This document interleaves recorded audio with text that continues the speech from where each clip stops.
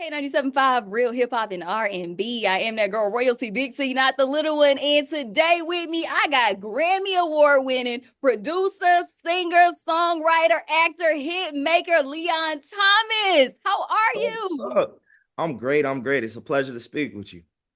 It is so great having you here. First of all, congratulations on Mutt being named the number one R&B album of 2024. What has it been like seeing that project just get so much love?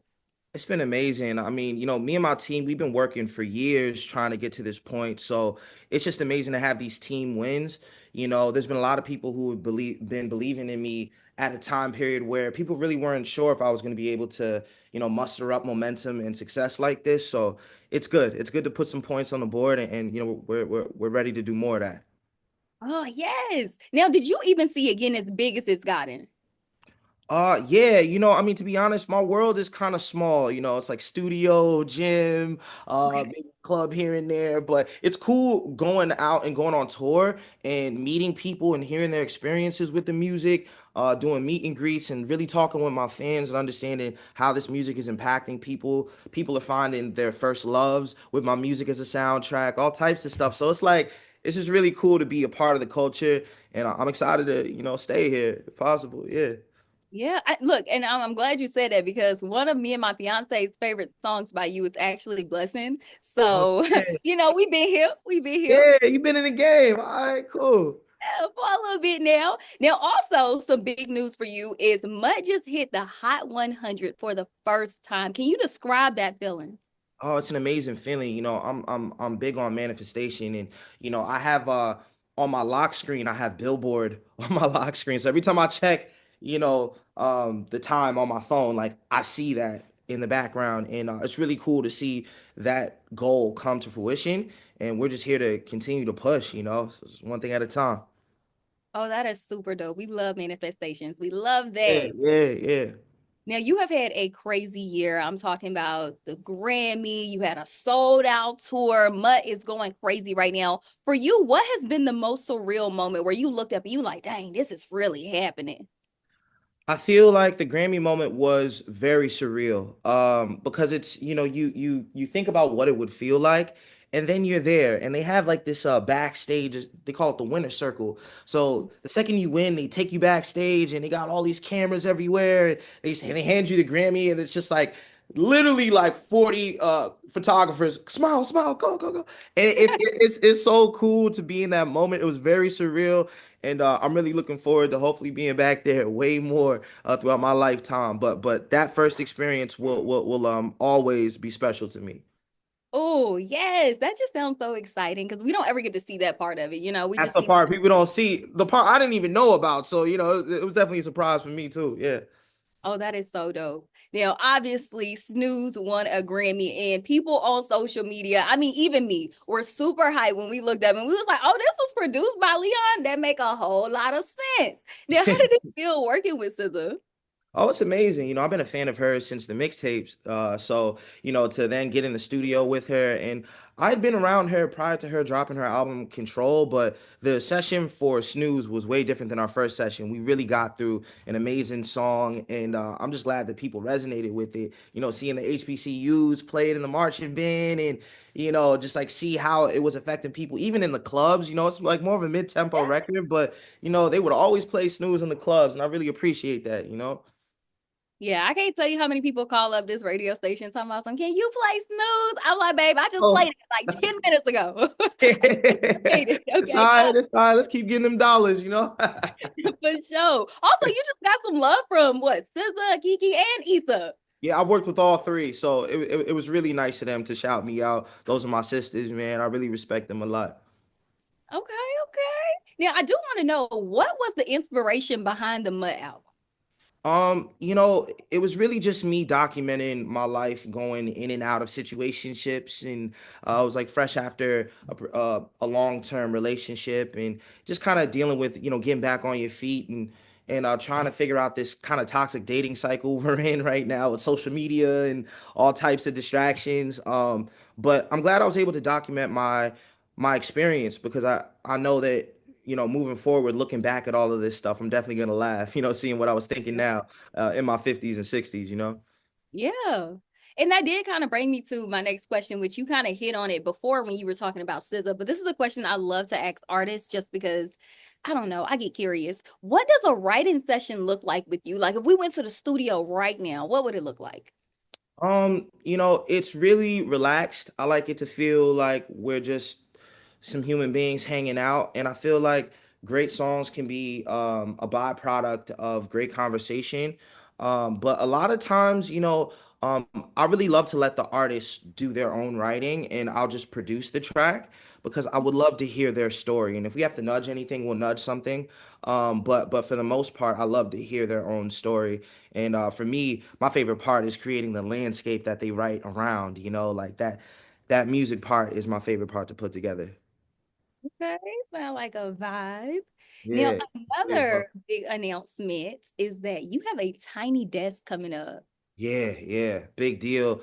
Obviously it was my first one, and I had a lot of friends who did it, so I did a lot of research on it, and it was a really cool experience, and I'm really hoping that people get to know me better as an artist because of it. It's very broken down, very different from like my normal live set, but I just hope people really resonate with me because I definitely did my best. And so, speaking on that tiny desk, because obviously you're in there with people watching you do this live, and then you also just had this sold out tour. What is it like when you're sharing your music and you actually have this audience in front of you resonating? It's vulnerable, but that exchange is something you can't recreate anywhere else, I mean, growing up, I started off doing theater and Broadway, so how I was introduced to the industry, how I was introduced to the industry was all based off of that interaction between the crowd. And it's something that really feeds me as an artist and as a human being. I'm addicted to that feeling, the feeling of applause. Do you have any cities that you like enjoy more for any reason in particular? Um the hometown shows always feel special. I always have family pull up. So it's like more than just a show. It's like a family reunion. Old friends come around that I haven't seen in a long time. My schedule's really busy, so doing those hometown shows in New York just really resonate with me. It's something that I'll just never forget, especially at the height of what we were doing with Mutt and my album. It was really nice for all of my friends to see my hard work pay off. Oh, that sounds really dope. Now, before I shift gears a little bit here, do you have a personal song on Mutt that is your favorite? Um, you know, I'll say because I've been performing a lot recently, Vibes Don't Lie is one of my favorites to Yeah. perform. And even when I was like making it, originally the end of the song was like 5 minutes long, 6 minutes long, because I just wanted to listen to the beat. I would just be at the crib listening to the beat. It's probably one of my favorite beats. It's so cool and laid back. I really appreciate it. Okay. And you threw Masego on there. Thank you for that. I That's love. my brother. That's my brother. And he's got some heat coming up soon with his new album as well. And I just really respect him for coming through and locking in on a great song. He's such a good person. I Oh, invited him to my album release, and he hung out with my mom the whole time. And he was so cool to my mom. My mom always talks about it. She was so happy to hang with Masego. Like they became good friends. So that just goes to show his character. He's a real human being. A lot of celebrities can kind of lose their humanity along the road, and I feel like Masego is still grounded, and that's a beautiful thing. oh, big shout out to Masego. I love to hear that because you listen to the music, but when you haven't met them, you don't really know. You don't So, know. You don't know. I mean, but he's one of the coolest people ever. Real good person. hey, is there anybody else you want to collab with that you haven't collab with yet? Yeah, I really want to collab with Jasmine Sullivan. I really want to collaborate with it'd be dope to do something with Beyonce one day. I'm just trying to get my clout tokens up first, Yeah, yeah, and yeah. then yeah. I also really want to do something with her. I feel like we could do like a really good song. She plays guitar too, so it'd be cool to do like Yeah. a dual solo or something. Yeah. Oh, all three of them would be straight hits. Okay, as an R&B girly, I mean, hits across the board. They need to go ahead and hit you up right now. I need that. Yeah, I'm I need fans all of three all of of them. them. I'm fans. I'm a Now, fan. I am going to shift things over just a little bit because, not only do you do music, you have also been acting. Now, do you see yourself ever getting back into acting full time, or are you more focused on the music right now? I'm more focused on the music right now, but I've been really studying and just kind of getting back into the process of reading scripts and embodying characters that have nothing to do with my own life. It's funny, I was talking to my manager and my agent, and we were just talking about the process of getting back into it, and it's not easy, so you really got to put the work in, and I'm definitely excited to show the world what I've been working on. It's probably gonna take me like another year and a half to 2 years to feel comfortable to get back on screen because I want to come back with new tools, really, really knock some heads off. Okay. All right, now I do gotta wrap this thing up, but I'm gonna give you one more question. This is a fun one. If Mutt was a movie, who would you have play the lead role? That is a really good question. If Mutt was a movie, I would actually, it's funny, I actually wrote a script for Mutt, and was like talking about doing it, so I kind of already know. But I would have my boy Kofi Siriboe play the lead role.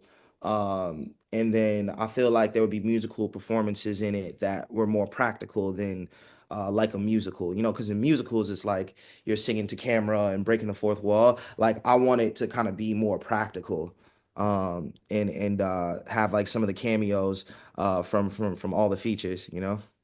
Oh, that would be so dope. Okay. I love that answer. All right, Leon, I do gotta get you on up out of here. We could be talking all day, but So I I appreciate you so much. appreciate you, Royalty. Thank you so much.